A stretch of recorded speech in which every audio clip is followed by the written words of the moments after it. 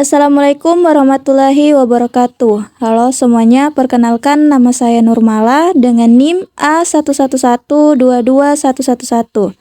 Kali ini saya akan membahas mengenai konsep dan karakteristik teori belajar kognitif. Jadi, belajar menurut teori kognitif adalah sebuah teori belajar yang lebih mementingkan proses belajar daripada hasil belajarnya. Belajar adalah perubahan persepsi dan pemahaman.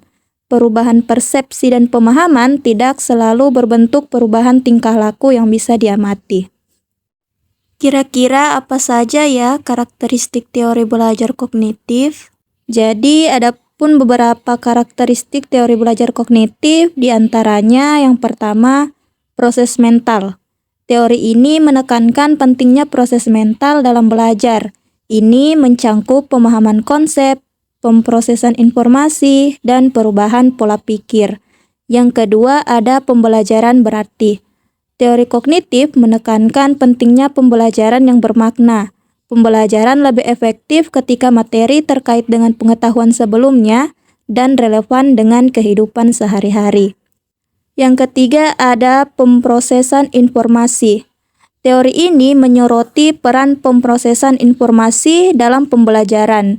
Ini mencangkup perhatian, pemahaman, ingatan, dan pemecahan masalah. Yang keempat ada pembelajaran sosial. Meskipun berfokus pada aspek kognitif, teori ini juga mengakui pentingnya interaksi sosial dalam proses belajar, seperti kolaborasi dan berbagi pengetahuan. Yang kelima ada perbaikan diri. Teori ini mendorong pengembangan kemampuan refleksi dan perbaikan diri, sehingga individu dapat menjadi pembelajar yang lebih efektif. Di sini kita dapat menarik kesimpulan bahwa teori belajar kognitif memiliki peranan penting dalam mengubah mental dari peserta didik. Maka dari itu, teori belajar kognitif lebih mengutamakan proses pembelajaran daripada hasil dari pembelajaran itu sendiri. Agar teman-teman lebih jelas memahami mengenai teori belajar kognitif dan bagaimana penerapannya, mari kita lihat bersama contoh video penerapan teori belajar kognitif melalui proses mengajar berikut.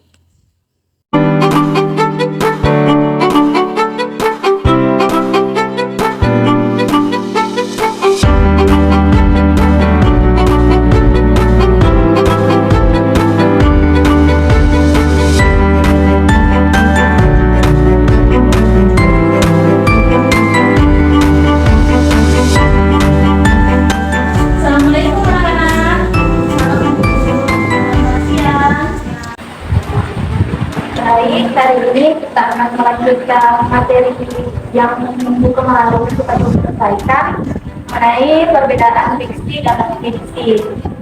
Jadi tadi malam Ibu sudah kirim materi kan? Sudah.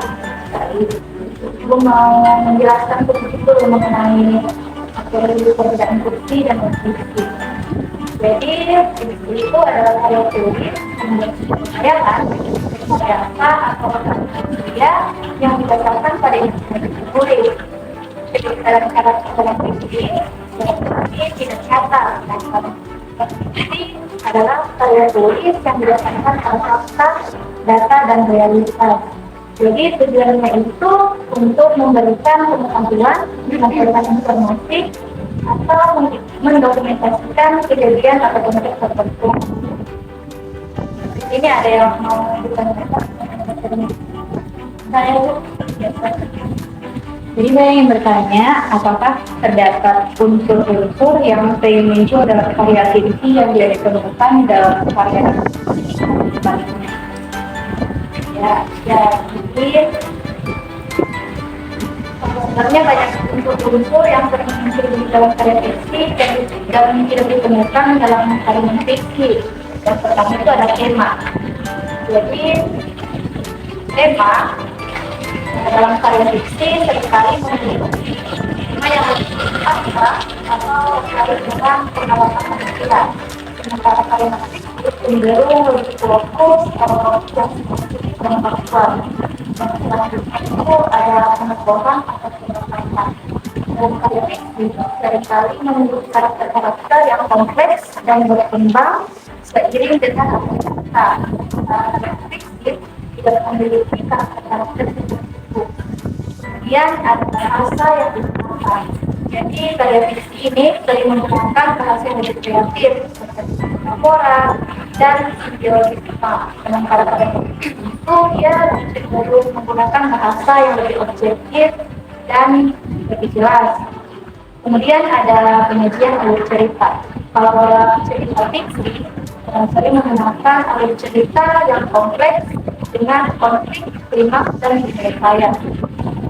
Dalam fiksi cenderung memiliki struktur yang lebih linear dan berfokus pada penyampaian informasi. Kalau untuk karya fiksi yang mengalami karya fiksi itu ada judul bab atau subbab, kemudian ada isi buku, pengarang, dan penerbit. Mohon maaf, tidak. Ada lagi yang mau ditanyakan, saya Bu? Ya. Bagaimana dengan pengalaman yang dituangkan di dalam sebuah buku? Apakah itu termasuk fiksi atau non fiksi? Jadi kalau pengalaman ibu itu sendiri, mereka tidak bisa kumpulkan dalam fiksi dan non-fiksi. Nah, jadi kalau pengalaman itu dituangkan dalam cerita atau narasi, itu termasuk dalam karya non-fiksi. Jadi bagaimana? Ini sudah mengerti? Berarti kalau begitu sampai simpulkan dari kita lanjutkan minggu depan. Ibu kami tunggu dulu. Assalamualaikum warahmatullahi wabarakatuh. Waalaikumsalam warahmatullahi wabarakatuh. Terima kasih ya anak-anak.